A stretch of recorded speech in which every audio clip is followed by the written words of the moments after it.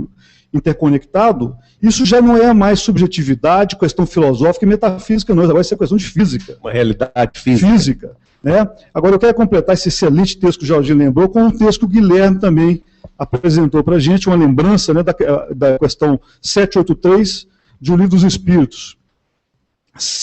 Pergunta, segue sempre marcha progressiva e lenta o aperfeiçoamento da humanidade? Resposta dos Espíritos.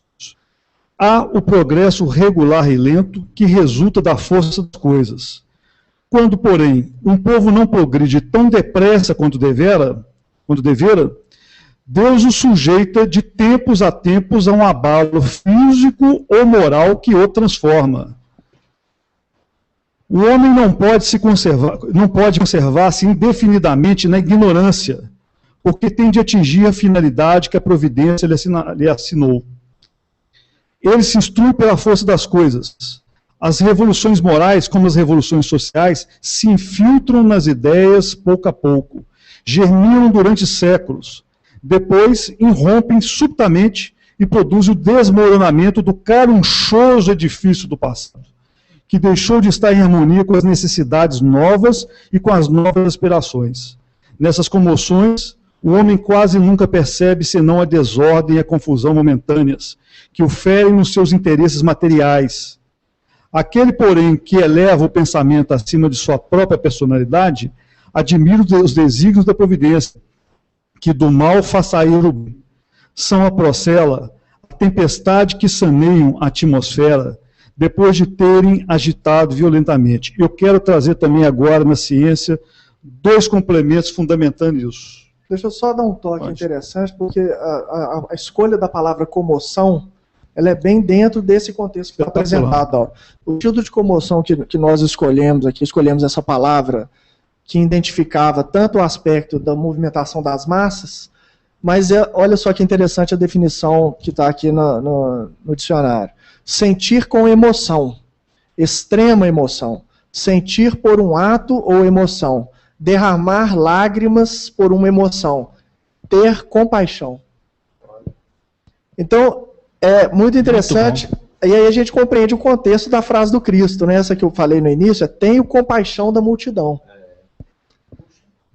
Né? E falando que o homem educado representa em todos os tempos grandes devedores da multidão. Então, depois nós podemos ler algum trecho dessa mensagem aqui, que no contexto, ela fala que as multidões se agitam defendendo direitos que são comuns, que são de todos, elas são colocadas nas frentes de batalha, delas se extraem impostos muitas vezes penosos, então elas dão uma cota de trabalho, de contribuição muito penosa. E a maioria de nós, individualmente, pensando no nível individual, todas as pessoas acabam devendo à multidão quando ela se organiza como uma unidade, para requerer direitos comuns e progressos justos, né? Então, nesse sentido aí, Jesus, de fato, ele tem compaixão da multidão. E aqui, como a gente falou nesse processo de evolução e de progresso, eu queria trazer 2 fundamentações. Uma, que a evolução é um princípio universal, confirmado em várias áreas da ciência, não só da biologia, como na física, né? A gente vê essa questão da evolução como princípio universal. E a outra é a teoria do caos. A teoria do caos, ela cai muito bem nesse momento, que mostra que sistemas dinâmicos não equilibrados, né, como é o caso da vida, como é o caso de sociedade, como é o caso de vários outros tipos de sistemas, mas sistemas dinâmicos não equilibrados, quando atravessados por fluxo de energia, entram em estados de perturbação, saem do seu regime de estabilidade, e existe uma grande probabilidade de pular, uma grande ou relativa probabilidade, de pular para estados de ordem.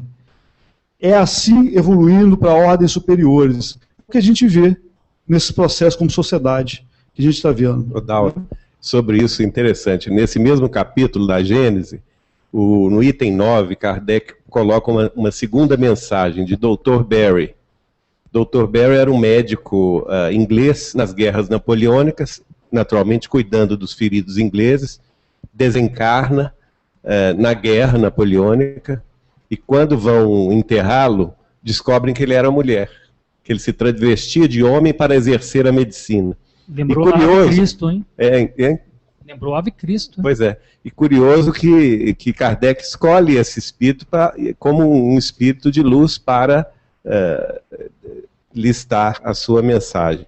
E no começo da mensagem, está lá no item 9, ele diz assim: sim, a humanidade se transforma e cada transformação se assinala por uma crise que se torna, muitas vezes, penosa, dolorosa e arrebata consigo as gerações e as instituições, mas que é sempre seguida por uma fase de progresso material e moral. Bate com a crise que você falou aqui. A instabilidade, o regime da estabilidade. Volta depois. Isso é bom para a gente ter esperança, né? Que nós estamos a caminho de uma situação de progresso material e moral em outro nível, de maior fraternidade, maior sinceridade entre as pessoas. E a história da humanidade nos mostra isso. Tem pessoas que acham que a humanidade piorou, mas se você faz um retrospecto da história da humanidade, principalmente pegando nos últimos 150, 170 anos, há pouco tempo atrás, escravidão era uma coisa natural, escravizar pessoas. Olha o que é a sociedade, com todos os problemas que nós ainda temos, nós temos um infinito, um universo imenso de coisas a ser resolvidas, mas nós progredimos. Progredimos muito, sim. Né? Não, numa situação dessa, no final do século XVIII, a guilhotina estava correndo solta. Correndo solta. Agora, uma coisa que nem votava pouco tempo atrás. Isso. Agora, uma coisa que você me chamou a atenção, eu vou puxar aí da macroeconomia de John Nash. John Nash, ele escreveu um tratado que é o Equilíbrio de Nash, que é muito interessante, é que se uma pessoa isolada buscar se sair melhor, que era o pensamento reinante da época, que era o pensamento de Adam Smith, a comunidade, a sociedade num todo, ela não vai sair ganhando. Então o equilíbrio de Nash busca justamente essa. O dilema do prisioneiro. Em movimento, algo maior, algo melhor, para que todos possam evoluir juntos. E a lógica, a gente está falando de economia, mas é muito interessante que a gente está falando de economia e de repente a gente vê aqui um espírito comentando, um físico comentando e tudo se converge. Não é mesmo? É muito interessante. É muito importante que o Grande está falando. Ele disse aí uma coisa muito interessante. E que nós não cometamos, pelo amor de Deus, este erro no Brasil. O erro dos revolucionários. Vamos lembrar aqui da família real no tempo da Revolução Francesa. Hoje é uma família adorada por muita gente e compreendida por muita gente. A nossa Maria Antonieta hoje se considera uma pessoa completamente vinculada a uma cultura, uma menina que em tenra idade nasceu num meio altamente nobre, condicionada daquele jeito, né? A família dizimada, e se você for afundar mesmo na história, você vai encontrar muitos erros desses personagens, Luís XVI, Maria Antonieta, os filhos de Maria Antonieta, etc. e tal, ainda crianças, só que hoje todo mundo sabe que quem nasce no meio desses, que tinha aquele nível de consciência, era impossível ter um nível de consciência política superior naquela época em relação ao proletariado, por exemplo. Então nós estamos falando aqui, gente, de que muitas vezes nossos governantes, nós temos que orar por eles mesmo, que muitas vezes eles aparentemente no momento de revolução, eles se tornem o ícone de Judas, mas a coisa não pode ser exatamente por aí não. Não podemos entrar nas correntes de ódio, de revanche, de vide, principalmente para você espírita. Porque nós sabemos que muitos dos odiosos de hoje, muitos daqueles que odeiam hoje, são aqueles nobres do passado que nasceram em condições menos favoráveis hoje, exatamente por nascerem em condições menos favoráveis, tem um ódio enorme daqueles que possuem. Né? Aliás, é isso que torna para o espírito a coisa muito mais sutil e uma exigência cristã muito maior. Porque nós sabemos que quem está lá em cima, muitas vezes, foi aquele que a gente abusou, de quem a gente abusou, quando no nosso momento de nobreza. Que aqueles que estão hoje no poder foram aqueles que nós vilipendiamos, que nós maltratamos, que nós deixamos de educar corretamente. Não é? Então, não é para a gente se entregar, então isso é um karma, vamos, aquela coisa do fatalismo kármico espírita, não é isso. É porque isso pode passar uma noção de acomodação, né? Mas não é isso. Mas é só lembrar que a hora de agirmos no nosso entendimento cristão, nós temos que exatamente lembrar que temos que agir com Jesus no caminho da misericórdia, da compreensão e do perdão, né, na base do cristianismo, mesmo se for uma desobediência pacífica, como Jesus fazia, como Jesus não cumpria leis de Moisés, né? Agora, isso paga-se, todos nós pagamos um preço caro por qualquer tipo de conscientização cristã superior. Porque ele exige sacrifícios que muitas vezes nós não estamos dispostos a ter. Né? O roteiro é o Cristo.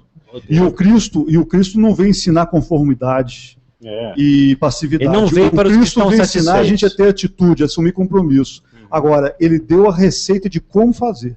Né? Exatamente. É por isso que o Emmanuel, no capítulo 35 do livro Emmanuel, ele fala: todas as reformas sociais necessárias em vossos tempos de indecisão espiritual têm de se processar sobre as bases do Evangelho. Excelente.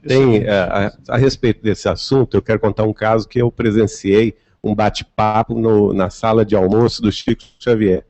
Nós estávamos lá com ele e chegou uma pessoa, um amigo dele de São Paulo, que tinha ido à Índia, né? E ele veio contando, falando com o Chico, assim, meio em dúvida sobre a questão do karma, porque a compreensão dos hindus, pelo menos aparentemente, não é? É que você não pode interferir no karma alheio. E ele havia visualizado muitas cenas comoventes de pessoas passando mal e absolutamente ninguém socorrendo. Uma passividade, na rua, né? Uma passividade total, e ele às vezes intervia e as pessoas falavam com ele, não, isso é o karma dele, deixa acontecer. Né? E como que... Aí ele perguntou para o Chico, como que nós vamos entender essa questão do karma, do sofrimento e tal? Aí o Chico virou para nós todos e falou o seguinte: olha, os amigos espirituais costumam me dizer que, de fato, todos nós temos o nosso karma, a nossa dívida kármica com o passado delituoso. Mas acontece o seguinte: o karma de quem vê o sofrimento alheio é minorá-lo. E interessante... Jesus falou, né? O escândalo há de vir, mas ai daquele por quem o escândalo venha. Então, se você está sofrendo, né, tudo bem, você tinha que estar sofrendo, mas ai daquele que teve a chance de te auxiliar e não auxiliou também. Você também está sendo um instrumento de escândalo na sua vida, né? Então, não só aquele que pratica o mal, mas aquele que deixa de praticar o bem, de auxiliar quando pode e como pode, ele está também sendo um fator kármico negativo na vida do outro e em si próprio. Então, a omissão, ela é dívida.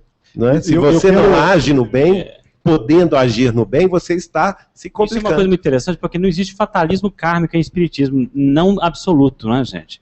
Que muitas vezes de outras religiões, as pessoas pensam assim, mas negócio de espírito é assim, pagou, olho por olho, dente por dente, não. O amor cobre uma multidão de pecados. Se você abortou hoje, cuidar de crianças, for a creches, auxiliar, de repente talvez você não tenha que sofrer esse tipo de violência numa encarnação posterior, né?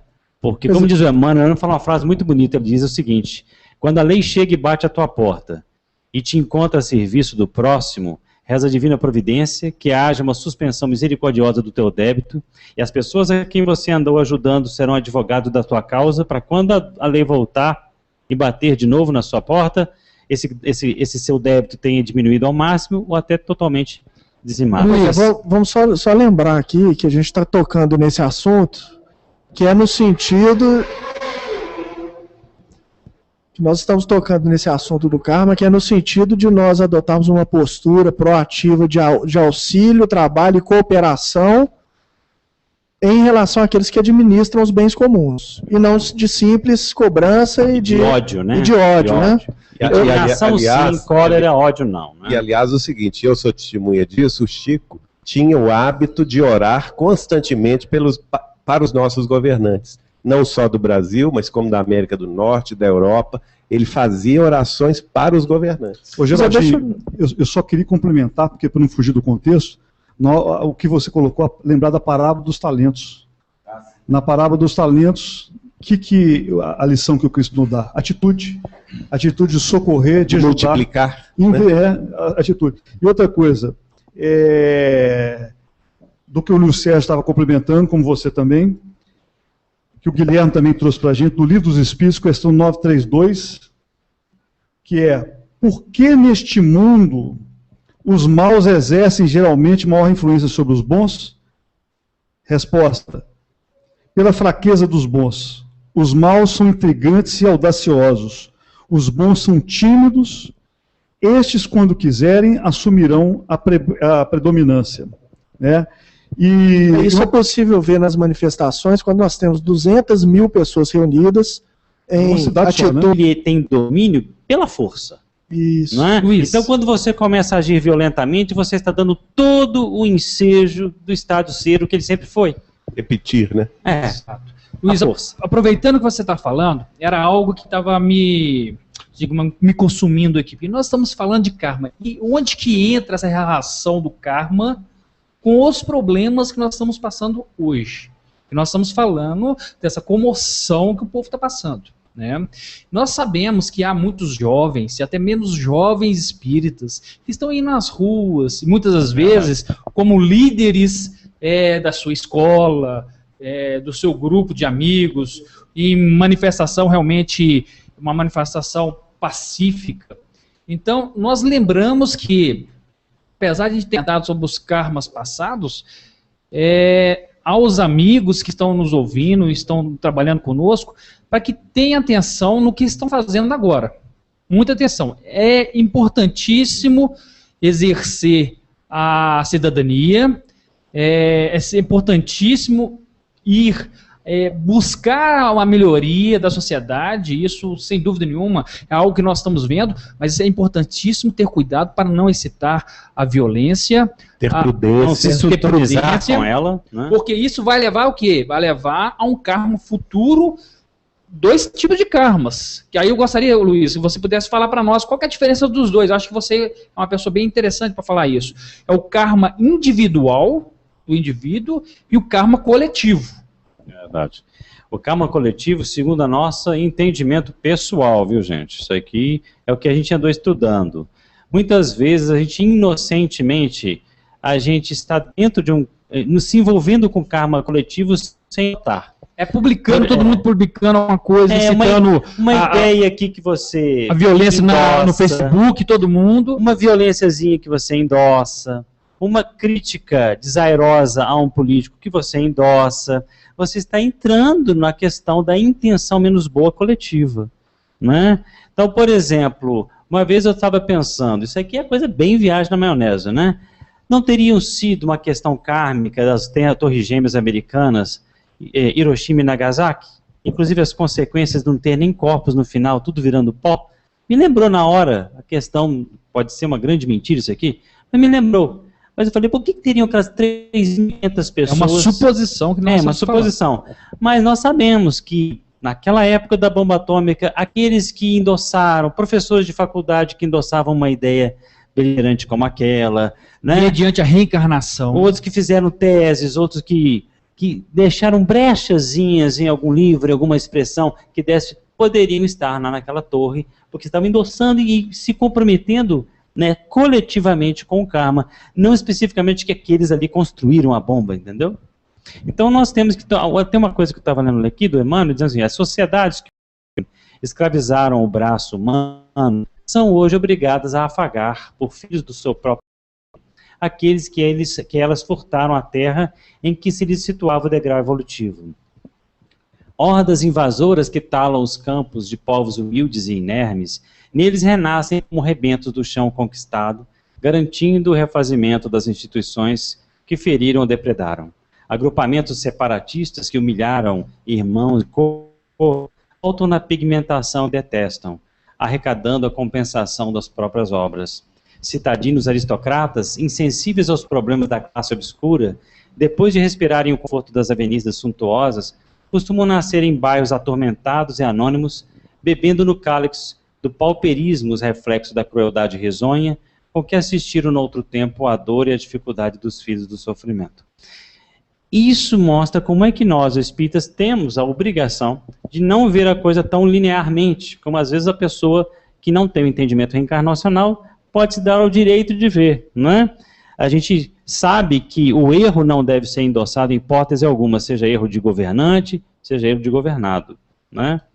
Então, agora, o perdão às pessoas, sim, e não a transigência com os erros delas, né? Lembrar desses aspectos. Né? Ô, Denis, antes da gente ler uma mensagem aqui do Emmanuel e uma do Chico, que foi selecionada aqui pelo Ramon, você queria dar uma contribuição que eu acho que é importante aí pra gente. É muito interessante a gente lembrar que a verdadeira revolução, ela não é política, ela é moral.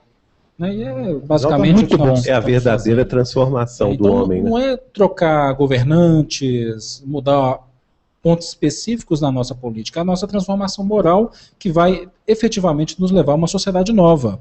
Hoje postaram no Facebook algo que eu achei muito interessante, eu não vou lembrar exatamente a frase, mas dizia, né, se você quer cobrar honestidade, seja honesto. Seja honesto. Então, essa é a essência que nós temos que buscar nesse movimento popular, que por enquanto é um movimento muito bonito, né, de olharmos também para dentro de nós, porque quando nós criticamos os políticos, nós temos que nos lembrar que nós poderíamos estar lá.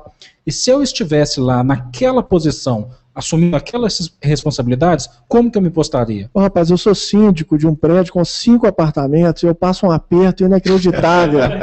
Você imagina você ter 180 milhões de pessoas para você prestar contas, é uma tarefa muito ingrata, né? Sobre isso, eu trazer uma palavra aqui do Bezerra de Menezes através do Chico. No livro Bezerra, Chico e Você. Ele diz assim: os dias são chegados, a trombeta soa, chamando-nos a todos ao Evangelho do Senhor. Homens de boa fé, estáis prontos a erigir a nova terra que todos almejamos para os nossos dias terrenos? Interessante. Agora, deixa eu só complementar, trazer um pouco também de outra parte da ciência, no caso da história. Que conhecer a história para não repetir os erros dela. Né? Muito bom. Então a gente vê que violência chama violência e não resolve nada, porque quem promove uma revolução usando da violência, quando chega ao poder, chega para repetir os mesmos erros que está combatendo. Né? E a história mostra isso para a gente. Revolução Russa, Lenin, Trotsky, Stalin, mais de 20 milhões de mortos depois que eles assumiram o poder. Revolução Chinesa, Mao Tse Tung, mais de 100 milhões de mortos. Quer dizer, dos maiores assassinos da história da humanidade. Então, todas essas revoluções foram fundamentadas em violência. E quem comandou, liderou, ao chegar ao poder, chega para repetir ou fazer de forma pior. Então, a única revolução que eu achei muito interessante, Nelson Xavier, que interpretou Chico Xavier 2 vezes, numa entrevista, no cinema, né? Numa entrevista, o ator Nelson Xavier, numa entrevista, perguntando ao repórter, falando sobre ele e tal, sobre a experiência dele, e ele falou que era comunista e a favor de processos mais desinteressantes em termos de revolução. E aí ele falou que depois que ele conheceu a vida e a obra do Chico Xavier, e com isso ele foi conhecer a proposta do Cristo, que ele entendeu que a única proposta, a única forma de se fazer uma revolução é através da proposta do Cristo, através do roteiro que o Cristo dá. É a única forma que é na base, que é sintetizado como o Chico Xavier falava com muita propriedade, uma beleza, que é aquele com a boca até cheia, que é das coisas que mais me comove de ver uma pessoa falar, quando ele fala essa frase, que o Cristo nos deixou, né? Amai o próximo como eu vos amei, né?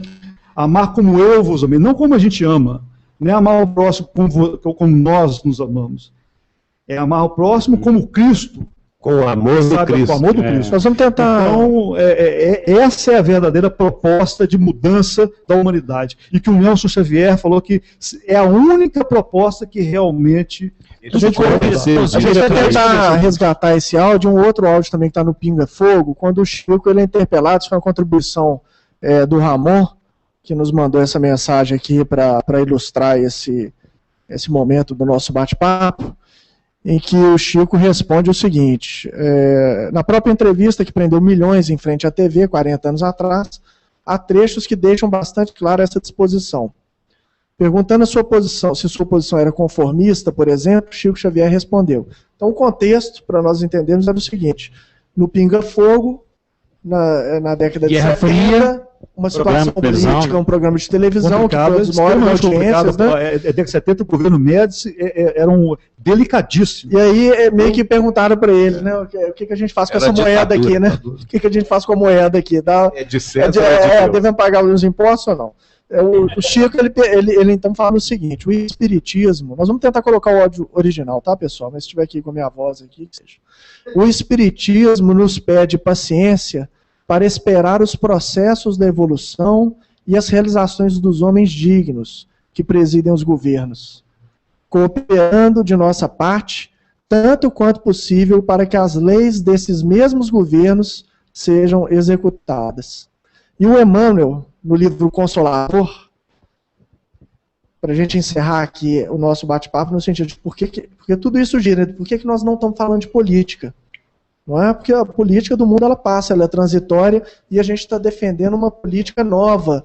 Porque, no fundo, se a gente for perceber, todas essas crises elas se devem a uma única qualidade humana, que é o egoísmo. Exatamente. Verdade.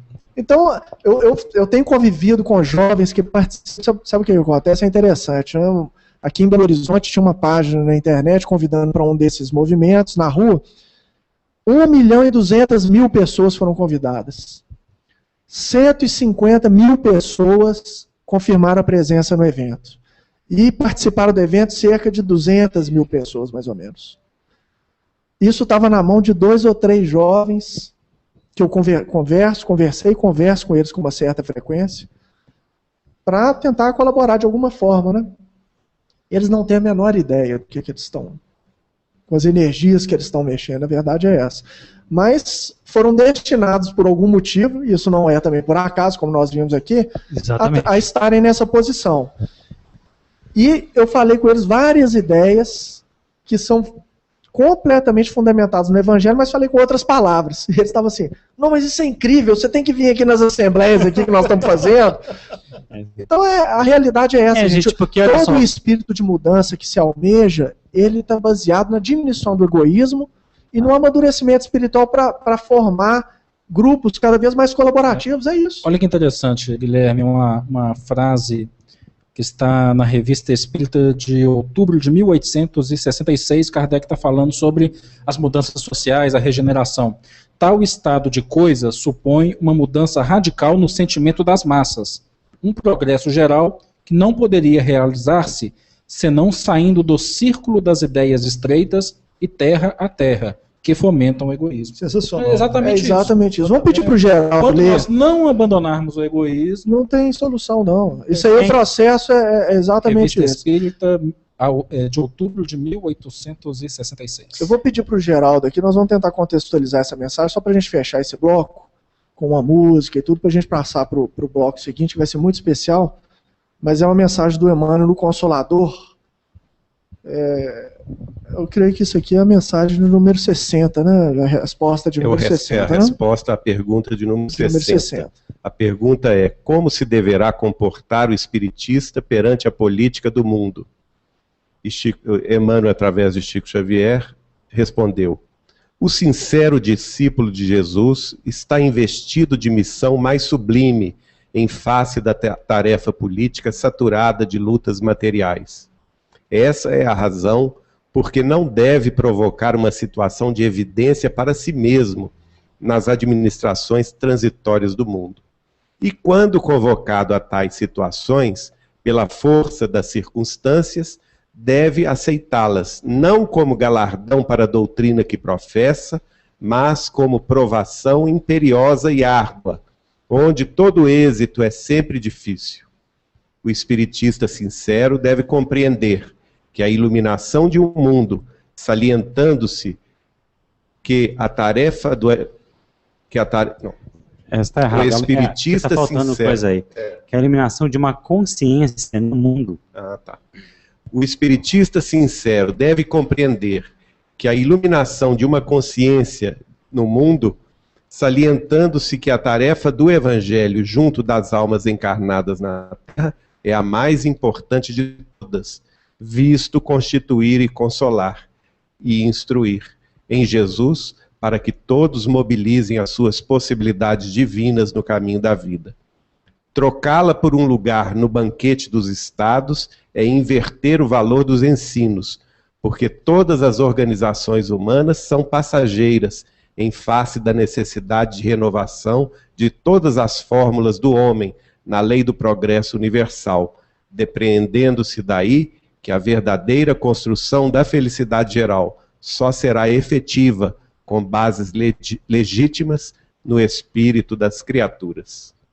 Mas tem que ter uns errinhos. É o seguinte, o espiritista sincero deve compreender que a iluminação de uma consciência é como se fora a iluminação de um mundo, salientando-se que a tarefa do Evangelho junto das almas encarnadas na Terra é a mais importante de todas. Depois você lê de novo. Depois você lê de novo, já. Não tem problema não. Esse PDF está com problema. A gente teria ainda muito a acrescentar nesse aspecto, né, gente? Mas eu acredito que a gente deveria seguir adiante. Quanto tempo? 40 minutos. Eu acredito que a gente deveria seguir adiante. Se for o caso, depois a gente volta. Pode ser? Pode. Beleza. Tem 13 pessoas online. Bacana. Diz o Henrique aqui que tem 13 pessoas online acompanhando. E é bacana. Se vocês quiserem deixar mensagem. Aí, viu, meninos? Meninos, meninas, né? Se vocês quiserem deixar mensagem para qualquer um de nós, quem está online aqui é o Henrique. O Denis está online no Facebook, e o Denis Perdigão também está online. O Marconde também, através do celular, e o Ramon. Se vocês quiserem mandar alguma pergunta ou fazer algum comentário aí, tá ok? Bom, gente... Guilherme, eu queria que você falasse, a gente comentou um pouco aqui, como você vê essa relação desse movimento, né, e com essa nova perspectiva que a planeta Terra está passando de evolução. Como você vê isso? Pois na verdade, esse programa de hoje, esse episódio de hoje, ele é uma parte de um episódio mais amplo que a gente vai fazer, já está programado, que é o de transição planetária. Né? Pensei nisso. Se a gente imaginar, é um contexto, inclusive nós vamos colocar o vídeo aí, que é o vídeo do The Kingdom of God is at hand. Como é que é o título em português? O Reino de Deus está próximo. O Reino de Deus está próximo. Que nós fizemos aí, o Luiz, uma turma da Comeb fez em português e em inglês, e é bem interessante porque ele fala de transição planetária e dá para nós termos uma ideia de que existe um planejamento imenso que cobre todas as civilizações do planeta, todas as sociedades, todas as áreas de cada sociedade. Né? Então não é um movimento específico do Brasil, né? Vários países e várias regiões do mundo passaram por isso. Comoções mundiais, né? Movimentos, transformações, ciência, questão ambiental, política, econômica. E mais para frente nós vamos ver também, quando nós vamos tratar de economia, que esse não é um movimento só das luzes em direção ao planeta, no sentido de reorganizar o contexto social do planeta, mas também das sombras. Né? As sombras também se movimentam no sentido de manter e unificar o poder no mundo. São teorias conspiratórias, mas extremamente bem fundamentadas, que grupos econômicos também se organizam para, através desses processos de comoção, aproveitar e falar, olha, nós precisamos de um governo mundial, precisamos de uma moeda. É importante a gente se educar nesse sentido, pesquisar as fontes, ainda que por curiosidade, procurar as melhores fontes para ficarmos atentos, porque existem profecias, não só cristãs, mas em todas as religiões, prevendo esses tempos. O André Luiz, até, não sei se é libertação, agora o ação e reação, lembra essa ação dessas inteligências extrafísicas, né?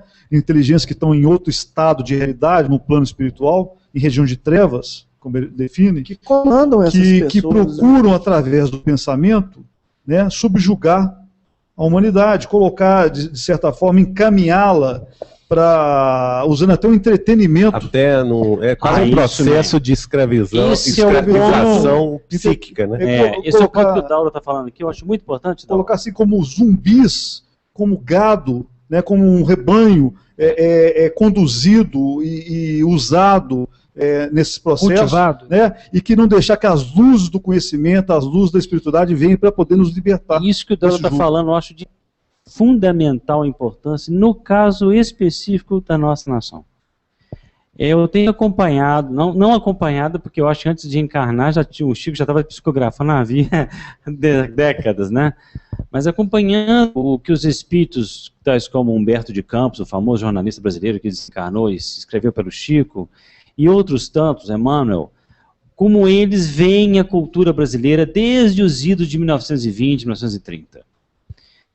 Um dos pontos capitais que eles sempre vigiam é o seguinte: o brasileiro, com a sua índole alegre, criativa, desenvolta, ele está, apesar de todo esse característico de passividade, de ser pacifista, vamos dizer assim, que ele tem, ele está sob olhos de lobos espirituais que querem subverter essa tendência brasileira através da cultura do entretenimento, vamos dizer assim, vazio, do entretenimento superficial.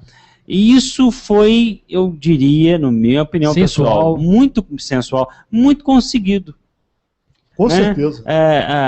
O brasileiro, hoje nós temos aquela menina que fez aquele vídeo em inglês, que é um vídeo que realmente, né, ficou muito visualizado, se não me engano, mais de 2 milhões de visualizações na internet. Ela fala inglês, mas ela é brasileira.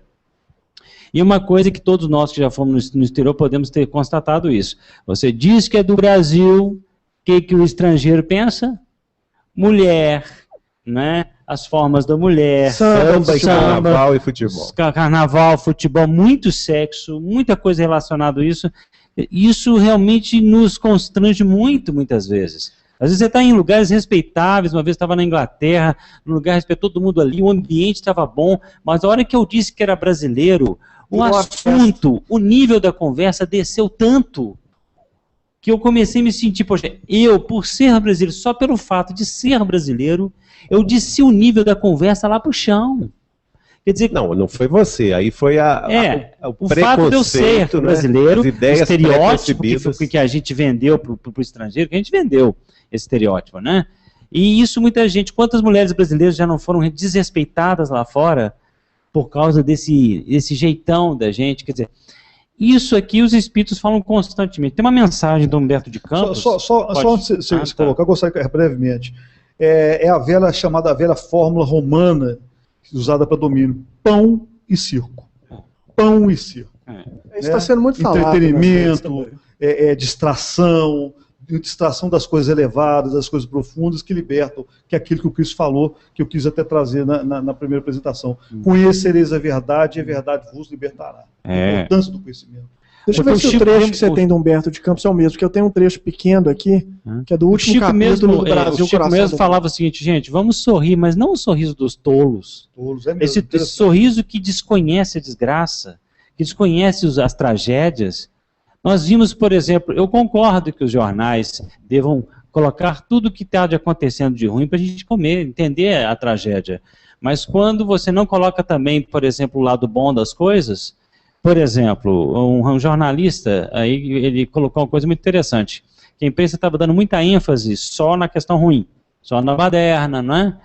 E que não estava dando ênfase na questão boa, da mudança da mentalidade dos jovens, né? Isso foi muito criticado. E isso a gente vê mesmo, nos festejos brasileiros, muitas vezes não se dá ênfase nas tragédias.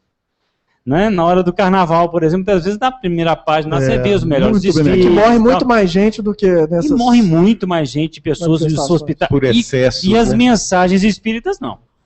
Tem uma mensagem aqui do Humberto de Campos, por exemplo, falando do carnaval no Rio de Janeiro, que dá toda uma estatística de tudo que aconteceu de tragédia no Rio de Janeiro, até quantas crianças tinham sido colocadas, 400 e tantas crianças no juizado de menores. E fala tudo que aconteceu de tragédia. Né? E chega a dizer o seguinte: tanto cuidado dedicou-se no Rio ao reinado do bufo, que o governo amparou as tendências generalizadas do povo, porque o homem da administração, preocupado com os fenômenos diplomáticos e com as tabelas orçamentárias, não dispõe de tempo para atender ao total das necessidades dos governados, apreciando pela rama as suas predileções, cumprindo a sua psicologia política, satisfazer as exigências populares para que as massas o deixem em paz, na solidade do seu gabinete, dentro da solução dos seus graves problemas administrativos de ordem imediata. Foi assim que atraímos grandes correntes turísticas, não mais para a contemplação das belezas topográficas da cidade valorosa de São Sebastião, mas para o conhecimento das paixões desencadeadas no nosso povo. E é engraçado, é interessante que justamente essa venha sobre o futebol, que é a paixão nacional, né? E é uma das coisas que mais me alegrou é de ver que o brasileiro mudou de prioridade, né? mudou de prioridade. Eu estou nessa de 1938. Vai ser sempre melhor para distrair uma ação dos governantes, para distrair e manter a população. Né? Agora tem um texto já do Humberto de Campos. Eu suponho que esse texto que você leu é um artigo dele encarnado ainda, né, Luiz? No jornal. É, da psicografia de Chico Xavier, do livro Novas Mensagens, 1939, 37, 38. Porque no Brasil, o Coração do Mundo, Pátria do Evangelho, ele fala o seguinte: o maior problema é o da educação nacional. Para que os filhos de outras terras, necessários e indispensáveis ao progresso econômico da nação, não se sintam dispostos a reviver no Brasil as suas taras antigas, as taras de suas antigas organizações, e sim, absorvidos no círculo espiritual do país, do Evangelho, possam integrar as suas fileiras de fraternidade e evolução. Então ele está sinalizando para a gente que entre espíritos encarnados e desencarnados, nós recebemos uma leva de espíritos estrangeiros que, muitas vezes não habituados àquele clima de fraternidade que se quis instaurar desde a fundação do nosso país, né, no século XVI, eles possam querer reviver antigas tradições e organizações políticas e sociais que são incompatíveis com os objetivos que tem o Brasil. Guilherme, é interessante você falar disso, mas vamos fazer uma visão atual desse novo ciclo que está começando. Vamos pegar Belo Horizonte, que não é uma cidade turística, que não recebe tanto turista. O que nós estamos vendo de estrangeiros vindo para cá para morar é um fenômeno socioeconômico, né? Asiáticos, europeus, pessoal da América Latina. Então, isso que você acabou de falar, e falando assim, dos desencarnados, isso está acontecendo agora, numa cidade que não é uma cidade turística, em tese é uma cidade de negócio, que a gente percebe isso. Agora, imagina só no restante do país, onde existem maravilhas turísticas e que vêm estrangeiros para cá, que não são só aqueles que estão querendo fazer vida, mas realmente conhecer o país, e por que não, a partir disso, trazer um pouco de cultura e levar um pouco da nossa, né? Coisas boas. Interessante, né? Você está falando, Marco, eu dou aula muito para estrangeiro, aula de português para estrangeiro, e eles têm colocado sempre, nesses últimos anos, uma coisa que eles estão conhecendo o Brasil melhor, até pelas redes sociais, né? E eles, a impressão que eu tenho que os estrangeiros, algumas vezes, têm conosco, com esse excesso de festa e diversão, com tragédias acontecendo, porque se a gente tivesse aqui, tipo, num lugar que está tudo muito bem, não é? Mas não, nós temos um hábito muito grande e eles ficam assim, aquela coisa, 50 mil mortos por ano em acidente de automóvel, que é o número de jovens americanos em 10 anos de guerra do Vietnã que morreram. Isso é por ano. E a gente festejando, e a gente sabe, muito alegre, muito... Na cabeça, eles, quando começam a ter intimidade com você, eles confessam. Eles falam mais ou menos o seguinte: o brasileiro hoje é o coringa do mundo. Sabe aquele do Batman? É aquele cara que ele vive tragédias, ele é patologicamente alegre, é uma alegria patológica. Perdulário, no sentido de... Perdulário, ele mata sorrindo, ele morre sorrindo, é uma alegria meio... o estrangeiro, uma alegria meio... Quase. Aquela que o Chico falava, gente, a alegria que desconhece a tragédia, a alegria que simplesmente, como dizem os americanos, overlook, né? Quer dizer, despreza aquilo que está realmente precisando ser consertado no seu país, é uma alegria de touros, é uma alegria de coringa.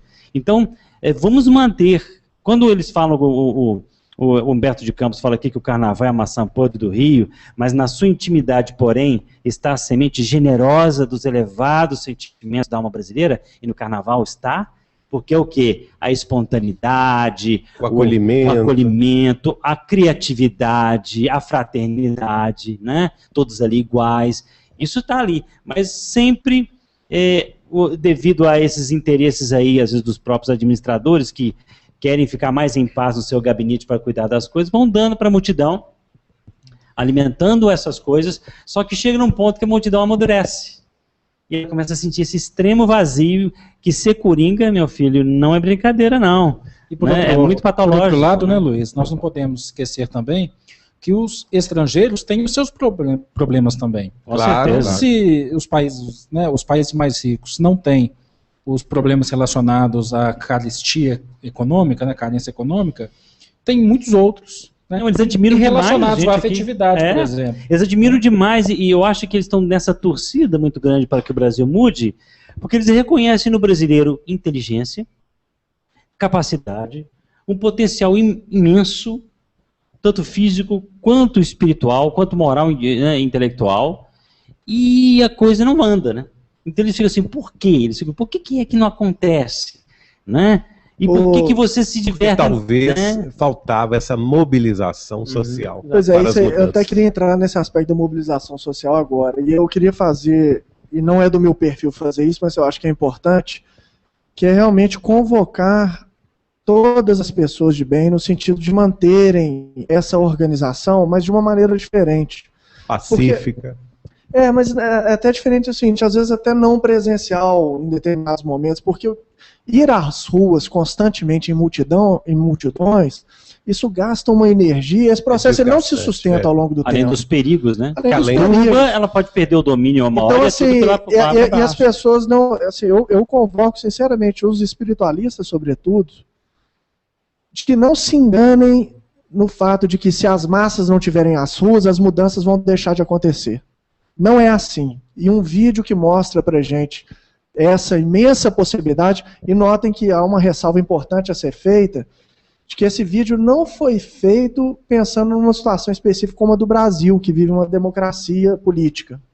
E nem que nós endossamos tudo que está no vídeo. Claro, é importante, sempre que o material, gente, não for da psicografia do Chico, do Kardec e do Evangelho, sempre vai ter alguma ressalva a ser feita. É importante, pelo menos na nossa filosofia aqui do Grupo do Saber, vocês passarem um crivo, até de preferência mais firme, mais detalhado, uma peneira mais fina, às vezes, até do que a nossa mesmo, e nos dá um retorno, né? Eu gostaria muito de convidar vocês para assistirem um vídeo, vocês podem até dar uma pausa nesse episódio, e assistir um vídeo que se chama Como Iniciar uma Revolução. Então o nome ele é meio pesado, mas ele é muito interessante se nós soubermos fazer um desdobramento metafórico desse vídeo, digamos assim. Esse vídeo ele foi escrito, ele é baseado na vida de um homem que eu não conhecia até 2 ou 3 semanas atrás, chamado Gene Sharp. Só para vocês terem uma ideia, ele foi indicado 3 vezes ao Prêmio Nobel da Paz. Ele escreveu um livro singelo de 70 páginas chamado Da Ditadura à Democracia. Esse livro mobilizou os movimentos sociais de libertação das ditaduras nos países próximos à Rússia, depois no Oriente Médio, em vários países da América Latina, e eu não sabia dessa realidade. E vários líderes desses movimentos de libertação citaram essa bibliografia do Gene Sharp. Eu vi esse vídeo, achei muito interessante, para mim particularmente, é uma opinião pessoal. Esse senhor é um missionário, ele foi colocado num país com determinadas qualidades que são bem diferentes da nossa, né, um país belicista, né, então tem várias características que acabaram por moldar de uma certa maneira o discurso dele. Mas o discurso dele ele é a maior autoridade mundial hoje, ele nasceu em 1928, ainda é vivo, então, portanto é a maior autoridade viva em não violência, em troca de sistemas políticos, em transferência do poder político de uma mão para a outra. Por que esse filme, e esse livro, e essa literatura, a gente tem que fazer um desdobramento em relação ao nosso país? Porque nesses países há uma ditadura, você não tem liberdade política. Então as ações, elas têm que ser organizadas de uma maneira totalmente diferente. Ainda não violenta, como ele propõe 198 pontos para serem estudados e praticados, então não é um conhecimento só teórico, é um conhecimento prático também, que esses países conseguiram êxito aplicando esse conhecimento, mas no nosso caso nós temos que desdobrar. E eu queria que vocês vissem esse vídeo com os olhos espirituais, no sentido de como nós aplicarmos essas metodologias, tendo como pano de fundo a existência nossa como espíritos imortais, de maneira que a gente ajude no processo político, esse processo político sair de uma ditadura, que não é uma ditadura política, é uma ditadura de um sistema socioeconômico onde a gente vive, onde todos são escravos. Só para dar um exemplo bem prático, mesmo um representante do Poder Executivo, quando ele quer fazer ele não consegue, porque é uma dissociação entre poder e política. Então ele tem tantas etapas políticas para seguir que ele não consegue realizar muitas coisas que seriam para o bem da sociedade. Então ele precisa do apoio do envolvimento comunitário e uma série de outras coisas que no Brasil ainda não se tem. Então para isso a gente teria que aperfeiçoar ainda mais a nossa democracia e chegar num nível superior. Então o que ele fala nesse vídeo? O principal é que ele ressalta ações não violentas, ações que vão restringindo o poder na mão daqueles que não sabem usar o poder e vão transferindo progressivamente para a sociedade. No caso nosso, uma sociedade que deve se tornar cada vez mais participativa. Deixa eu só fazer uma colocação. Eu vou só dar um exemplo para encerrar. Então, por que nós elegemos... Não te cortar não, é para colocar justamente encaixado. Então fala, porque eu vou dar um exemplo prático. Para não perder sua linha. O que você está acabando de falar aí, tem 2 anos que eu vejo sociólogos, cientistas políticos, grandes analistas de conjuntura, mostrando o que aconteceu de diferente de 2 anos para cá, desse período recente. O poder antes era vertical, impositivo, elite política ou econômica para a massa. O que aconteceu recentemente, o que está deixando atônito essa elite, é que o poder agora está passando para a massa. Graças à internet, redes sociais, necessidade por razões de mercado de trabalho, tudo que a humanidade aos poucos está se educando mais. Então, esse processo nova classe de poder, catalisando. Né? Então, o que está deixando atônito essa elite dominante é essa mudança, essa inversão, que essas ferramentas, não só a educação, mas principalmente, mas também a internet, redes sociais, está dando o poder a quem é de direito. Aquela coisa, né, do poder do povo, para o povo e pelo povo. Né? Isso está começando a voltar, não ser mais uma coisa utópica. E isso é muito interessante, que vem casar com esses momentos todos de transição, e que você está apresentando o seu raciocínio aí. Não por acaso, né? É um processo único na história da humanidade. Eu gostaria, Salvador, de perceber no futuro, talvez daqui a 100 anos, olhando para trás, nós tivéssemos marcado essa época como a época em que surgiu o poder novo no planeta. Porque se você pega, por exemplo, hoje quem que comanda... O poder voltou para o mundo do povo. Quem que comanda hoje o poder são aqueles que detêm o poder econômico, são as grandes empresas. Já não está mais o poder na mão dos políticos há bastante tempo. Hoje, das 100... Isso aí nós vamos falar num podcast sobre economia, mas é bom trazer aqui só para a gente ter uma ideia. Das 100 maiores economias do mundo, recentemente, nós ultrapassamos ali 50%, são empresas. Então, das 100 maiores economias do mundo, há pouco tempo atrás, 51... empresas hoje já deve ter ser mais. Deve estar em torno de 60... Das 100 maiores economias, em torno de 60 são empresas. 193 ou 196 países, mais ou menos, no mundo. Né? Agora, na época da instauração das repúblicas, a classe política era a que dominava. Né? Então, tem um filósofo oriental que ele fala isso, ele fala do reino da força, depois o reino da astúcia, e o da astúcia ele divide em 2, e o segundo dele é o reino da astúcia econômica, que são aqueles que dominam, e nessa tradição oriental, digamos assim, o ciclo muda exatamente nessa fase. Para a gente perceber, eu imagino que essas redes sociais, essas novas tecnologias vão permitir talvez o surgimento de uma nova classe de poder mais, mais na mão das pessoas. Olha que interessante o comentário que Allan Kardec faz no item 20 do capítulo 18 de A Gênese. Tudo a ver com isso aí. A geração que desaparece levará consigo seus erros e prejuízos. A geração que surge, retemperada em fonte mais pura, imbuída de ideias mais sãs, imprimirá ao mundo ascensional movimento, no sentido do progresso moral, que assinalará a nova fase da evolução humana. Deus queira.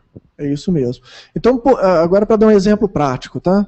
À medida que se arrefecem os ânimos e as pessoas se acalmam, o movimento das ruas vai naturalmente diminuindo. É fundamental que a gente suba também o nível de consciência no sentido de perceber que nós devemos continuar participando dos processos sociais, mas não necessariamente nos tradicionais. Eu acredito que, como eu, muitos de vocês participaram de processos, né, das instâncias adequadas de exercício da cidadania. que são os institutos, os fóruns de discussão, as assembleias, etc. E é um blá blá blá sem fim. Não é por culpa dos políticos, não. Eles querem fazer, mas há uma dissociação entre poder e política. Então, a gente fala e não chega a lugar nenhum. Eu vou dar um exemplo bem bacana, que é o do queijo. Como adora queijo. Não, e esse exemplo é muito interessante. Olha só para vocês verem, e aí o pessoal de todo o Brasil vai entender por que vocês não podem usufruir dessa maravilha que é o queijo canastra e o queijo Minas, e não chega até vocês. O meu sogro, ele é produtor de queijo. Ah, tá explicado. Há 300 anos, há mais de 300 anos que se produz o queijo artesanal. O queijo artesanal, gente, ele é feito à base de leite cru, que é o leite não pasteurizado. Na França, existem mais de 300 tipos de queijo à base de leite cru. Esse queijo ele é feito lá na região há 300 anos, nunca matou ninguém, é um queijo absolutamente saudável do ponto de vista sanitário. E isso... Não foi aquele que se serviu pra gente outro dia, não, né? É aquele mesmo. Nossa, você teve dor de barriga? Você tá brincando? Eu nem tenho que fazer o testamento?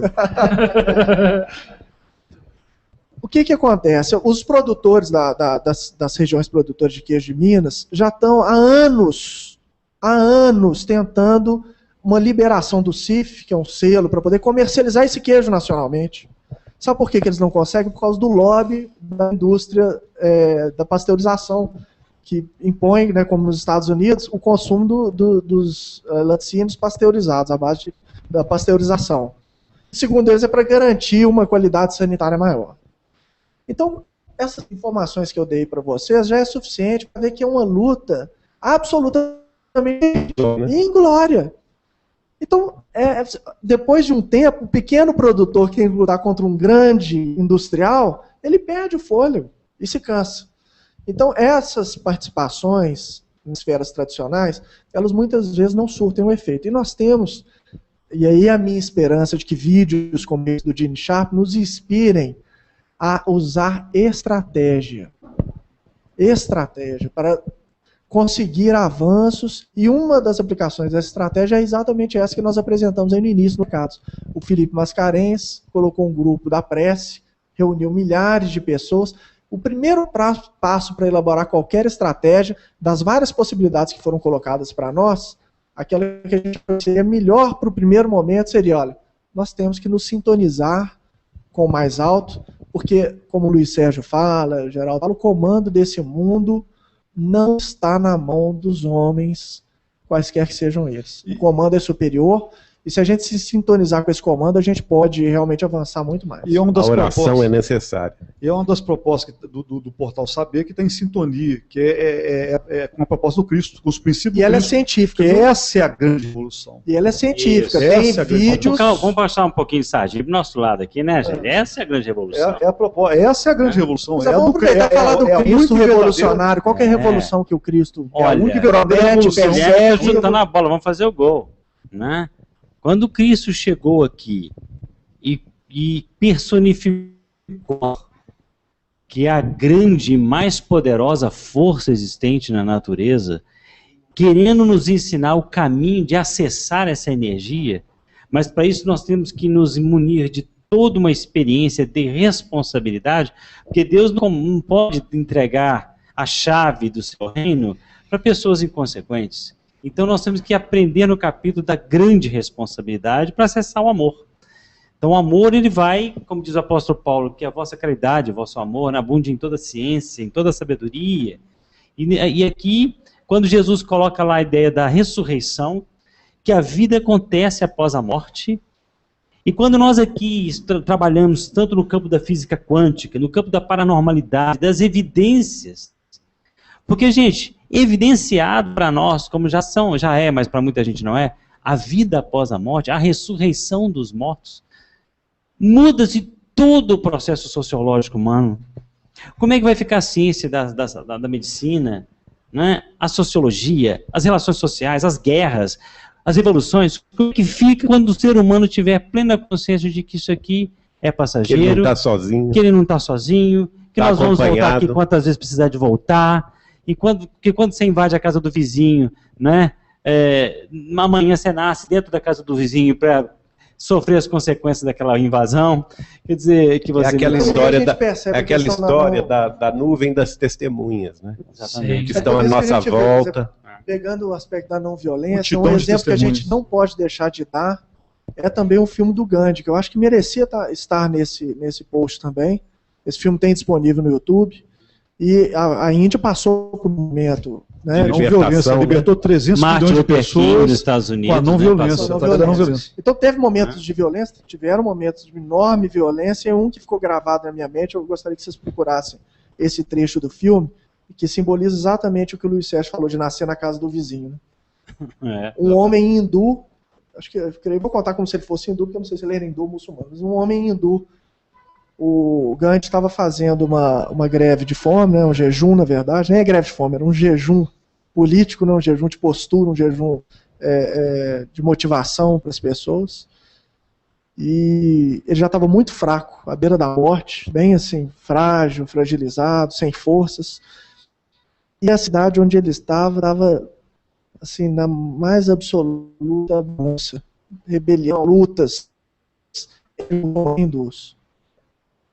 E um homem na casa onde ele estava se postou de frente a ele, e no filme isso ficou bem caracterizado, um homem com muito ódio, muito raiva, ao mesmo tempo assim, buscando uma resposta espiritual. Fala com ele assim, fala assim: Gandhi, um muçulmano matou meu quando eu era pequeno. Matou minha família, exterminou minha família. E eu tenho muito ódio dos muçulmanos. O que você me...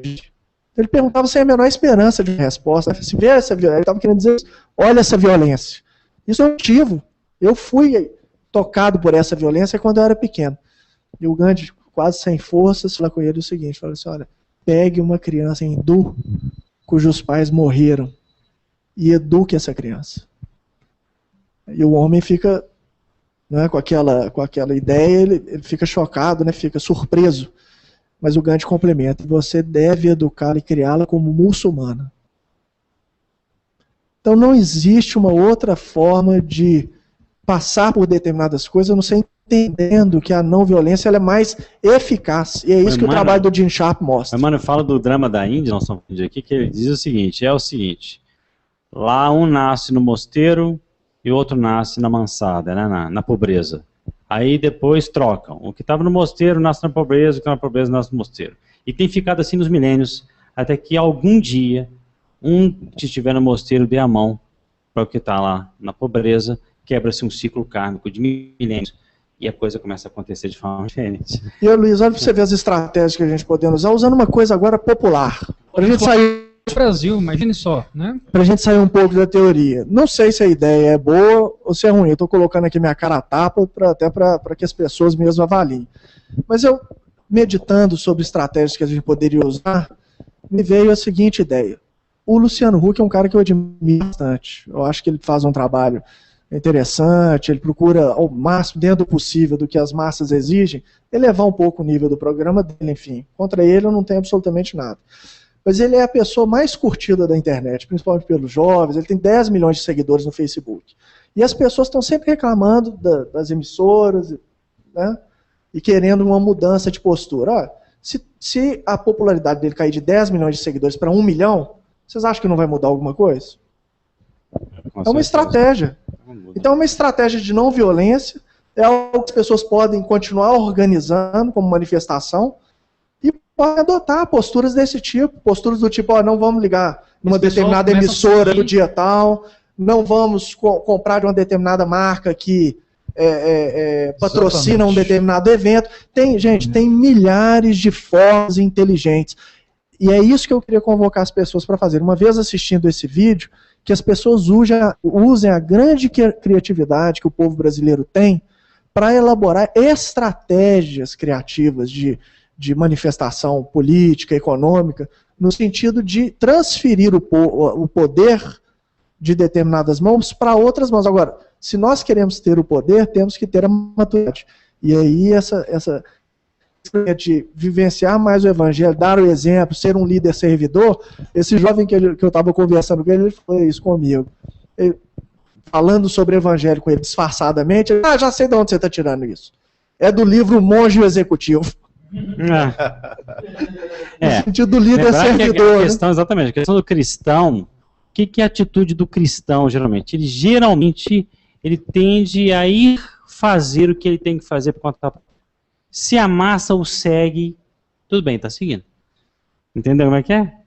Por exemplo, no livro Paulo e Estevão, quando Pedro recebeu Saulo dizendo que ele tinha sido convertido, ele, para proteger a comunidade do perigoso Saulo, perseguidor de cristão, ele falou, volta aqui amanhã, manda ele voltar amanhã. Aí ele defendeu a comunidade para depois conversar com Pedro, né?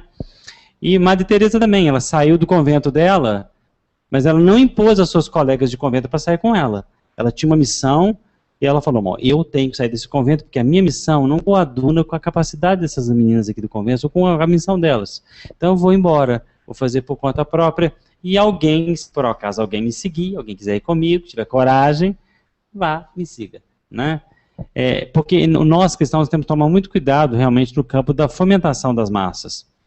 Porque muitas vezes aqui está dizendo aquele esquema do livro do Emmanuel, dizendo que a gente tem que... Aliás, ele comenta sobre o apóstolo Paulo, né? Lê tudo, mas retende o bem. Mas muita gente não está com essa capacidade desenvolvida, né? E quando você sugere algo, ela pode fazer de uma forma muito mais, vamos dizer assim, tosca e de uma forma menos criteriosa. Por isso a Madre Teresa, ou esses grandes missionários, Martin Luther King, o próprio Gandhi, ele fazia, dava os conselhos dele, né?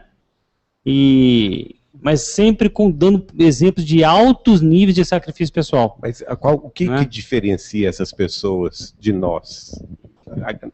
Interesse pessoal. A questão da coerência.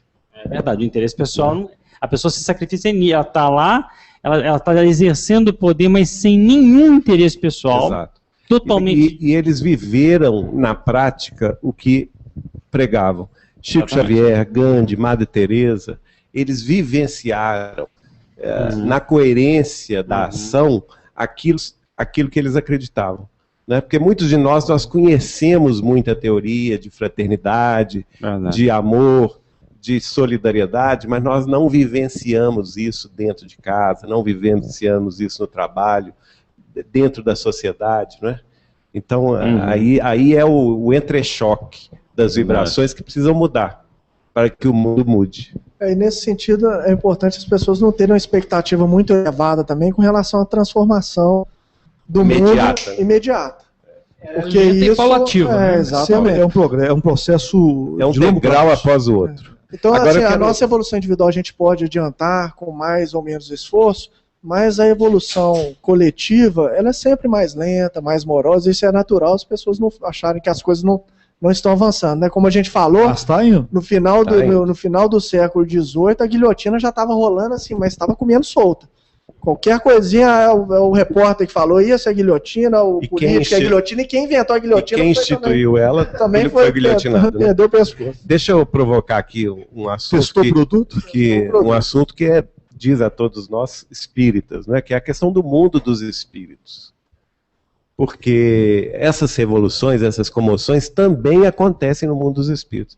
Essa mensagem que eu citei no início do programa, de autoria do Dr. Berry para Allan Kardec, em determinado momento ele escreve assim, está lá na Gênese: o mundo dos espíritos que vos rodeia experimenta o contra-choque de todas as comoções que abalam o mundo dos encarnados. Digo mesmo que ele toma parte ativa nessas comoções. Olha aí, tá na codificação em A Gênese.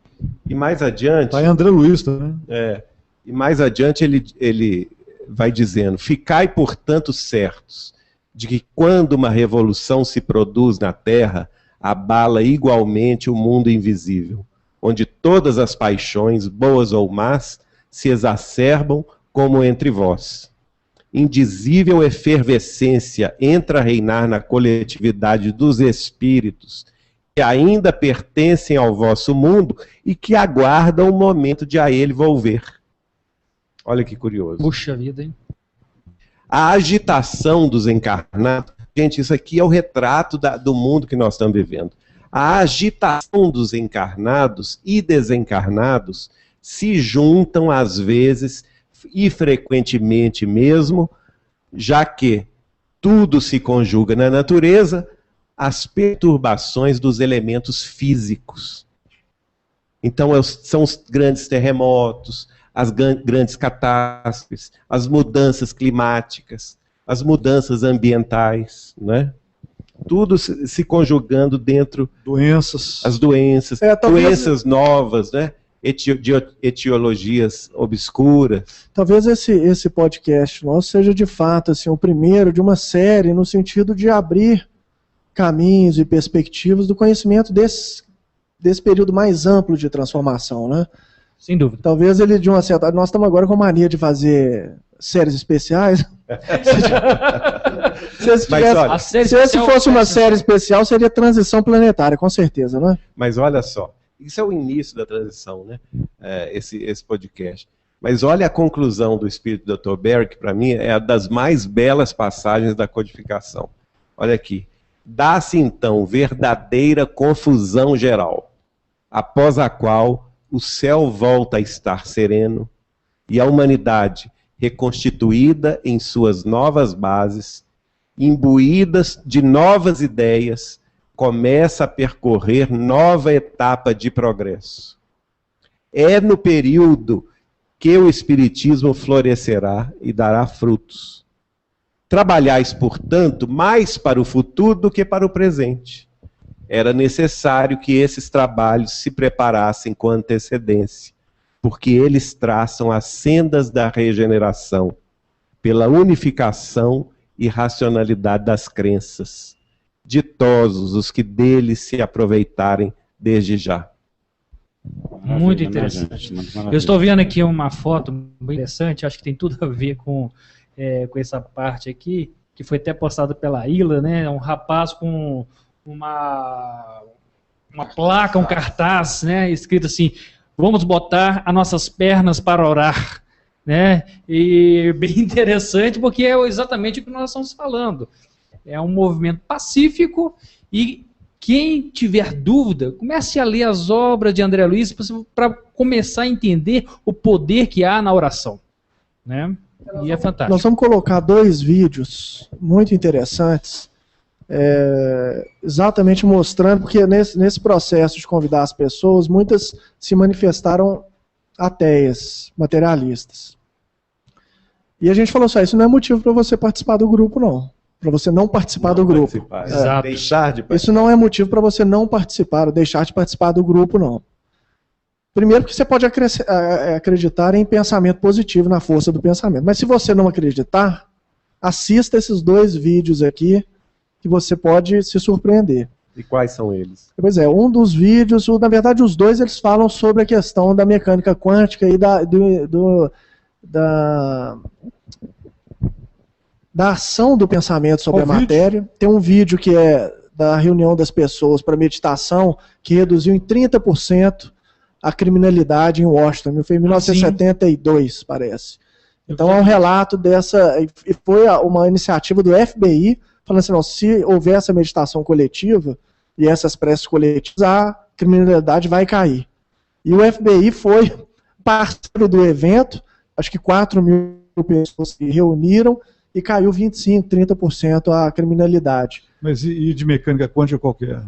Pois é, esse ele envolve um pouco também, né, no sentido de mecânica quântica, no sentido de que as mentes reunidas e vibrando num único tom, digamos assim, ajudam a movimentar e criam uma atmosfera de não violência, uma atmosfera de tranquilidade. Enfim. Nós temos que ver o seguinte: primeiro, essas pesquisas que estão avançando, mostrando que pessoas que oram, que rezam, têm maior taxa de recuperação em questão de saúde. Esse é o segundo vídeo. Médica. Isso hoje está caminhando cada vez mais fortemente essas evidências. Segundo, meditação também. Agora, terceiro, essa questão, quando a gente fala mecânica quântica, que a gente até tem muito cuidado aqui no portal para poder colocar, para a gente não se tornar místicos quânticos, né? Então, e falar que tudo é quântico, cura quântica, cor quântica, não sei o que quântico, e vai quântico. A gente coloca como possibilidade, e fazendo com muito cuidado, o seguinte: fato é hoje, majoritário, Inclusive, nós temos construído esse processo do portal através de grandes físicos, entendeu? Desde o passado, desde Heisenberg, desde Eugene Wigner, Prêmio Nobel de Física, Brad Josephson, atualmente, Prêmio Nobel de Física, outros tantos, Anton Zeiger, um dos maiores físicos quânticos experimentais, Anton Leguet, Prêmio Nobel de Física, mostrando o seguinte: a realidade física é criada a partir da observação. Aqui é o Greg Braden. Mas deixa só Greg Braden. Então, a realidade física é criada a partir da observação. O ato de observar cria a realidade. Isso implica que a realidade não existe de forma independente da observação e nem é pré-existente. Esse é o ponto onde está, majoritariamente. Outros grandes físicos têm ido além. E aqui que nós já falamos do Heisenberg, do Niels Bohr e outros falando que ir mais além, né? A ciência ela avança indo mais além, com o pé na fundamentação. Por que não fazer perguntas que estão além da física com os pés na física? Então, muitos físicos estão fazendo isso, grandes físicos, e vendo que a consciência que pode criar realidade. E nós vemos, inclusive, na Universidade de Princeton, aquele projeto PA, mostrando que através da mente, da intenção, né, e mais de 1 milhão de experimentos, que eles mostraram desvios significativos da estatística, mostrando que a mente, que até o Robert Jahn, que é o físico que comandou isso, ele impressionado, palavras dele, fala que isso impressionou muito, que a mente não só observa, a mente cria. Então já não é mais uma coisa subjetiva e uma coisa filosófica e só metafísica, falar que a mente, Schrödinger fala isso, que mente e matéria são uma coisa só. Entendeu? Muitos outros grandes físicos, David Bohm vai nessa direção, Wolfgang Pauli, Prêmio Nobel de Física. Na verdade tem vários experimentos que foram feitos. Então nós aos pouquinhos nós estamos usando esse processo. Mostrar o seguinte, não é apenas uma questão subjetiva e abstração pensar que a oração, que o pensamento cria realidade. Hoje é uma possibilidade, volto a sublinhar aqui, possibilidade que a ciência está começando a nos dar os primeiros fundamentos. Nós estamos no andar de baixo, um degrau anterior, quando a física nos mostrou que a observação cria a realidade. O próximo passo, que muitos físicos já deram, é esse, é a consciência que cria a realidade. Não chegamos nele ainda como ciência, como status, estado da arte da física, como visão majoritária, mas estamos próximos, estamos beirando isso. Então já não é mais uma questão subjetiva e ridicularizada. Cuidado quem achar que isso é tolice, porque está desconhecendo a quantas anda a física, para onde ela está indo e o que ela já tem nos mostrado. É isso aí. Bom, pessoal, eu acho que por hoje a gente vai encerrando o nosso episódio. A gente espera que ele, tendo sido feito... tem uma pergunta aqui. Vamos ver a pergunta, então. Bom, a pergunta vem do Marco Antônio, que é o nosso amigo lá do Centro Espírita Manuel Felipe Santiago. Como chama o grupo? É do grupo Lírio Celeste. Ele fez uma pergunta bem extensa aqui, né? Depois quem quiser ler a pergunta toda, mas primeiro ele diz sobre o desenvolvimento da política no país, sempre não, mas desde da implementação da democracia, foram políticos oprimindo uma população omissa e agora a população despertou. Agora não, né? Vem despertando e fez esse boom. A pergunta dele é no sentido, qual que é o bom tempero de se envolver com esses assuntos sem se revoltar, sem cair nos exageros, na indignação, já que durante muito tempo o povo foi oprimido e durante muito tempo a população foi omissa. Então, assim, qual que é a boa medida entre se envolver, mas não se revoltar, não se indignar e não se exaltar? Eu acho que a proposta do Cristo continua sendo a verdadeira e única. De ser ativo para mudar o mundo, mudar para o bem, construir o bem coletivo. Lembrar que Judas e Barrabás tinham propostas políticas sérias, entre aspas, né? Barrabás foi escolhido por quem? Pela multidão. Porque a gente escolher o Cristo exige da gente, primeiro, muita determinação e foco na questão do espírito, que é a grande verdade que vai fazer a grande revolução na humanidade. É a grande realidade. A grande realidade que vai fazer a grande revolução na humanidade. Trabalhar pelo bem coletivo. Por isso que o Emmanuel diz aqui que, quando pergunta, o espírito deve se envolver em política, ele fala, o espírito tem uma missão mais sublime do que essa. O que seria essa missão mais sublime do que essa? É porque quando você tem noção das verdades, né, extrafísicas, você vê que o mundo, ele corre às cegas e busca coisas às cegas devido à questão do egoísmo vinculado ao materialismo. Se isso muda, realmente isso que está estabelecido aí não tem mais sentido. Luiz, por isso que é útil conhecer as coisas espirituais e as materiais também, como o mundo se organiza e quais os poderes que estão por trás do mundo, para a gente falar assim, ó, isso eu não quero, porque a gente participa de determinados processos sociais e econômicos e adere a eles sem imaginar que nós estamos fazendo mal nenhum. Ah, não, a coisa funciona assim. Mas se você começar a ser cristão mesmo, você vai se libertando disso. Aliás, o seguinte, por isso que o cristianismo espírita, gente, eu estava falando outro dia com o Guilherme, né? Tem uma questão de uma mensagem na revista Espírita de um padre. Desculpa, você quer falar? Desculpa. De um padre que era muito inimigo do espiritismo, né? E o Allan Kardec recebeu uma carta de uma pessoa que tinha evocado esse padre depois dele ter desencarnado, né? Depois de ter morrido. E lá, eu estou parafraseando, a mensagem é grande. O padre dizia o seguinte, através de um médium já, porque ele tinha falecido. Olha, realmente não tem jeito de eu negar a realidade da comunicação dos mortos, que eu, morto, estou aqui conversando com vocês e estou vendo o que é a situação do plano espiritual. Mas vou dizer uma coisa para vocês. Eu sou completamente contra o espraiar-se dessa tal doutrina dos espíritos na face da Terra. Aí, o rapaz que havia evocado esse padre falou, mas por que isso? Como assim, padre? Olha, eu me sinto uma pessoa de boa estirpe, eu não me sinto qualquer espírito, não.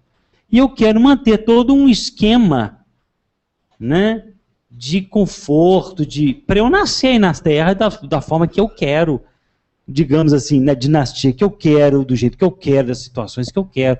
E essa doutrina de vocês, ela realmente arrebenta com esses processos que estão estabelecidos já há milênios por aí.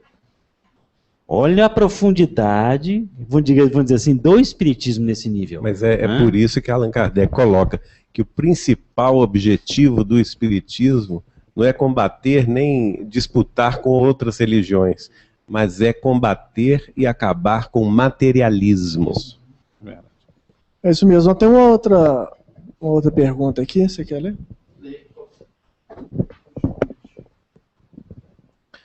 Quem mandou pra gente foi o Adriano Gilbert, lá de São Paulo.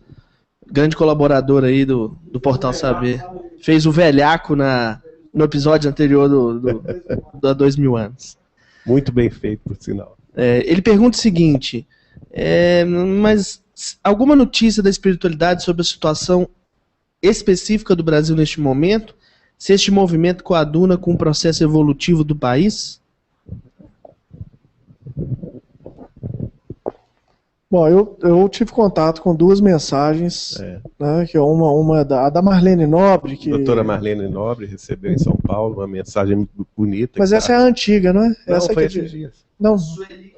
A Sueli é antiga. Pois a Sueli é de um ano atrás. Pois é. Então, a Marlene Nobre foi esses dias.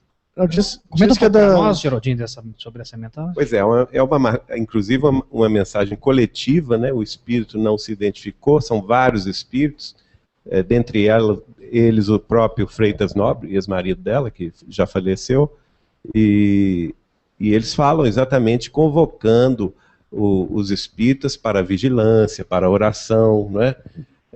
Reconhecendo a oportunidade das manifestações, a necessidade das transformações, mas ao mesmo tempo pedindo calma, pedindo responsabilidade, porque nós temos uma responsabilidade maior, porque nós conhecemos o Evangelho de Jesus e conhecemos a realidade da vida além túmulo, não é? Tem uma outra mensagem também que eu tive contato, que é de um médium, do Vanderlei Soares. Ele postou um relato dele como médium participando de uma passeata. Ele e os filhos foram. Os filhos, é uma mensagem bem interessante também. Na verdade não é uma mensagem, é um relato bem interessante das percepções dele como médium, durante essa experiência. Então, a gente pode colocar o link. Mas fala um pouquinho, para o pessoal tá curioso aí. Ele falou que, naturalmente, ele como é bem já experimentado, né, nessa área, ele falou que primeiro ele se fechou as percepções mediúnicas e tudo, fechou essas antenas receio, né? Com um receio, né, do que ele poderia encontrar lá. Muito, muito correto, né? E à medida que ele foi se sentindo seguro pelo clima de paz que estava, né, naquela manifestação inicialmente e tudo, ele foi progressivamente ligando as antenas psíquicas dele, digamos assim. E que ele viu um controle bem interessante da espiritualidade, no sentido de coibir a presença de espíritos desordeiros ali naquele momento pacífico. Muito interessante. Ele viu que espíritos familiares acompanhavam as pessoas que estavam ali naquela manifestação pública. Espíritos desencarnados. Espíritos desencarnados, enfim. E que, estou falando de memória, tá? Mas parece que ele foi informado também de que à distância, esses espíritos baderneiros também no plano espiritual alimentavam aqueles que estavam em sintonia com eles, né, possivelmente em lugares mais à frente da multidão, até como a gente teve relatos aqui, que se juntaram depois, e que é interessante que eu notei que muitos amigos meus me falaram assim, pô, os caras não tinham nada a ver com... Dava para ver que eram pessoas assim, que não tinham nada a ver com a turma que estava lá, com o espírito da coisa, estavam destoando completamente. Então isso foi um relato de muitas pessoas que não têm mediunidade, não nem que perceberam, falaram, esse cara caiu de paraquedas aqui. É uma coisa óbvia, porque primeiro que é uma minoria, dentro desse gigante, dessa massa, é uma minoria. E uma minoria muitas vezes paga por determinados processos aí, que a gente desconhece, paga para ir desacreditar o movimento. Além de desordeiros, alguns desordeiros, e além também de pessoas ainda ligadas ao crime, que aproveita esse momento assim de confusão, porque a grande massa está organizada. Está muito organizada e está só. É o seguinte, a grande maioria está fazendo a coisa num processo calmo, consciente e responsável. É impressionante se ver uma massa gigante e sem liderança. Que a própria liderança é a consciência coletiva. Partidária. Vamos lembrar quem está fazendo as perguntas também, lembrar do Marco Antônio. Só lembrar o seguinte, a gente nunca esquecer de que, como diz o Emmanuel, a indignação era salutar e a cólera já é o ponteirinho para o vermelho. A cólera já é um curto-circuito. Processo obsessivo, né? Que nos gera processos obsessivos, às vezes graves. E lembrar que nós aqui, quando nós nos encolerizamos contra alguém que está nos irritando muito, o que poderá nos dizer? Aliás, os psicólogos nos dizem, quando algo te incomoda demais em alguém, toma muito cuidado, porque de repente você tem aquilo dentro de você. Nós estamos num planeta escola, onde todos têm defeitos graves. Então, se você é colocado no poder e aquilo ali te inebriece, e você fica, como muito acontece mesmo, qualquer tipo de poder nos enebrece nessa terra, gente. Você está com um salário um pouquinho melhor nessa terra, você já começa a esquecer a dificuldade do vizinho, você já começa a esquecer a sua dificuldade 2 anos atrás, você já começa a ficar insensível àquele que tem uma dificuldade de se locomover e que você não tem. Agora, você imagina uma pessoa que mexe com altos níveis de poder, isso é psicologicamente provado que não é fácil. Então vamos tomar cuidado com as nossas iras, para que a gente não cometa erros que estão aí na história. Erros que nos fizeram. Quantos espíritas nesta encarnação, aqui no Brasil, segundo até a lavra mediúnica e a fala mediúnica de Chico Xavier, não foram ex-participantes da Revolução Francesa, que estavam aqui nas lides brasileiras do Espiritismo, tentando lavar, né, problemas graves no campo da Revolução, que, de uma forma um pouquinho mais misericordiosa, no trabalho de caridade, de amor ao próximo, de compreensão, de entendimento, dando o seu exemplo para a sociedade de uma forma menos, vamos dizer assim, agressiva, menos subversiva, para que, ao menos, até muito subversivo, porque o cristão, na verdade, muitas vezes, ele acaba sendo altamente subversivo, em relação até, às vezes, à organização religiosa para que ele pertence. A Madre Teresa foi subversiva em relação ao convento de Loreto, a irmã Dulce foi subversiva em relação ao convento dela. O Cristo em relação ao judaísmo. O Cristo em relação ao judaísmo, que descumpriu várias das leis de Moisés,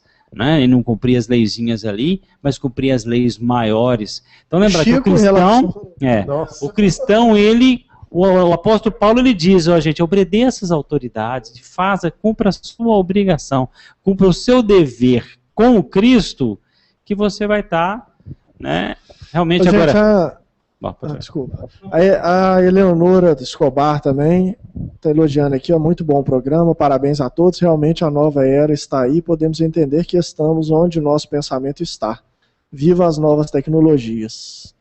Obrigado, Eleonora. Bom, vocês não se ressintam não se esses trechos de perguntas e respostas eventualmente não forem para o episódio editado, mas a gente vai tentar fazer o melhor com o episódio aí, a gente espera que vocês tenham gostado e convidar a Eleonora, o Adriano e o Marco Antônio, agradecendo que eles entrem lá no Prece Coletiva pelo Brasil. É uma estratégia que eu acho que bacana, que a gente deve apoiar e esperar que seja uma iniciativa que floresça, que seja útil, que soma, que seja estratégica, para a gente pelo menos saber o que a espiritualidade deseja de nós, que nós possamos fazer com proveito para auxiliar as multidões, né? Lembrar aqui, né, Guilherme, que tudo que a gente tem aqui é um fórum de debate. O podcast é um fórum, pode saber, é um fórum de debate, de elucubrações. Nós indicamos aqui, nós citamos aqui, às vezes, autores que não são espíritas, que não são necessariamente cristãos. Então, é só para lembrar que nós não somos aqui autorais, que isso aqui não é um lugar onde nós estamos passando receita de bolo, né, de comportamento. É um lugar onde temos aqui cristãos, espíritas... Um debate de ideias. No debate de ideias sobre o que acontece no mundo, seja no campo da ciência, quanto da filosofia, da religião, seja no campo das comoções sociais como hoje, né? Mas lembrando que nós estamos tentando fazer o que o cristianismo e a doutrina espírita juntos falam, nos dizem a respeito disso tudo que está aí, para que a gente possa assimilar com maior clareza os conhecimentos espirituais. Gostaria só um minutinho, que ele lê uma poesia do José de Patrocínio aqui, que é que eu abri a esmo, que chama Na Nova Abolição, que achei legal. Eu vou deixar para você encerrar com isso, eu queria só dar um recado para o Marco Antônio aqui, que eu lembrei, Marco Antônio, se você ainda estiver ouvindo, que eu acho que uma coisa também que toca a gente, assim, no sentido, até que ponto que a gente deve, eu acho que a gente deve sim participar desses movimentos sociais, a gente deve participar das instâncias onde a gente achar que a gente vai ser útil, e ter a disposição de participar, mesmo quando, porque é muito fácil, tem 100 mil pessoas na rua, eu vou também, porque aí a gente vai ser ouvido. É o Gabi. E é tão difícil divulgar a gente... esse episódio. E é tão difícil às vezes a gente poder continuar participando quando vão só 10 pessoas, né? A gente não tem a mesma motivação, ou quando a minha ideia não é a vencedora. Então várias ideias são colocadas para poder ser colocadas em prática, e aí a ideia do outro vence e eu já não tenho a mesma disposição de ajudar o outro para que a ideia dele seja executada. Então, talvez a gente trabalhar essas mínimas coisas em relação à motivação de participação, o que já é natural em países com a democracia bem estabelecida. As pessoas vão mesmo, ligam para as instituições, ligam para o prefeito, fala aqui, o que está acontecendo?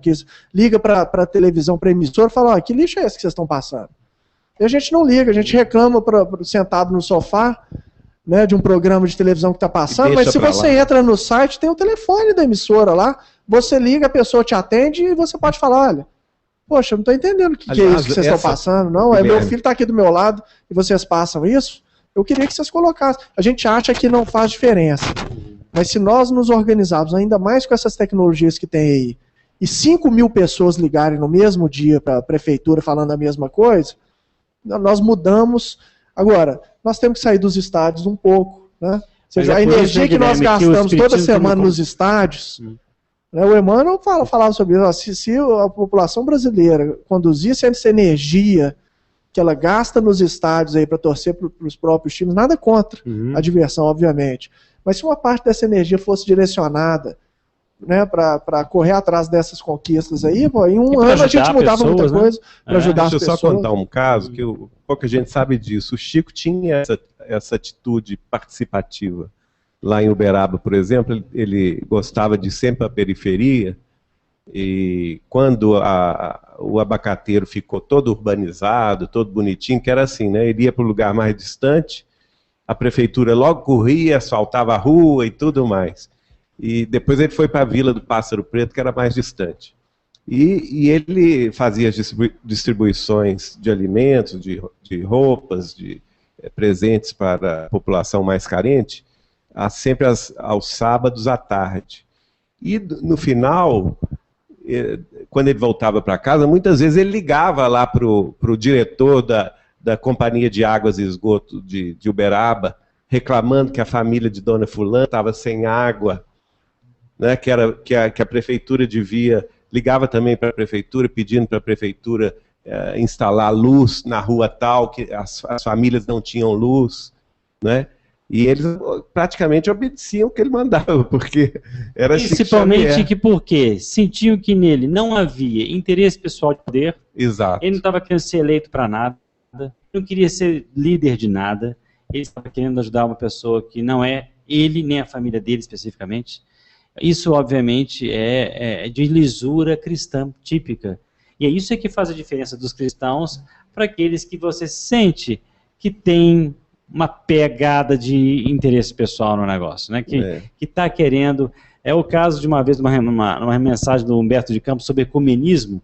No final das contas, o moral da história do ecumenismo, que ele diz o seguinte, que muitas vezes a pessoa que está querendo ecumenismo, ela quer ser a mais líder religiosa de todas. A maioral religiosamente de todas. Quer dizer, eu vou promover o ecumenismo, eu vou promover a unificação, né?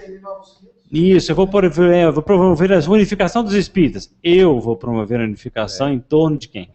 De mim, né? Fulano vai promover a unificação de não sei o que lá dos protestantes, em torno dele.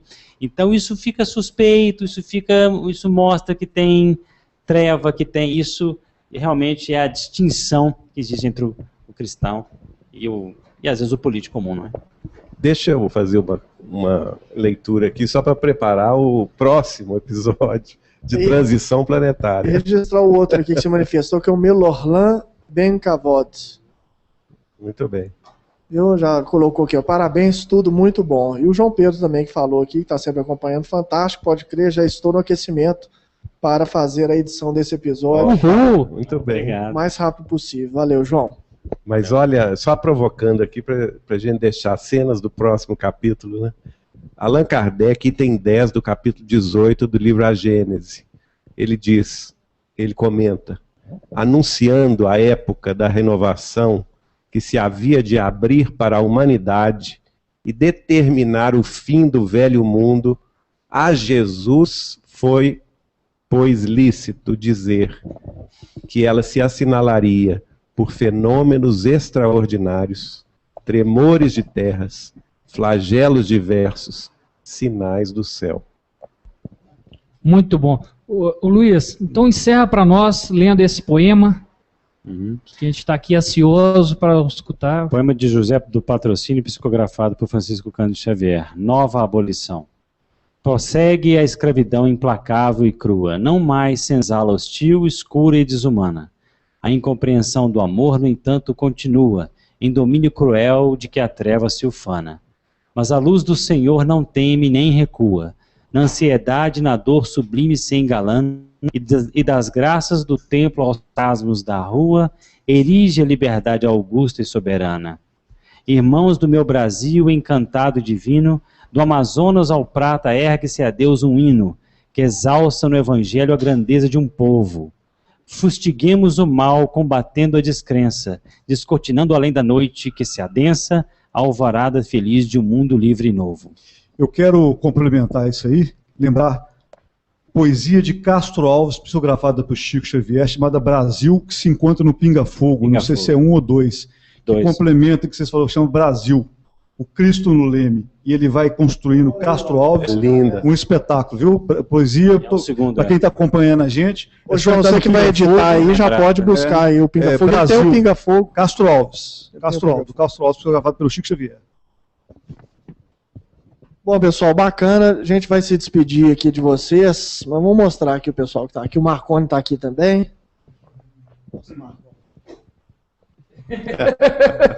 Ele está fora, ficou atrasado. Está quietinho, hein?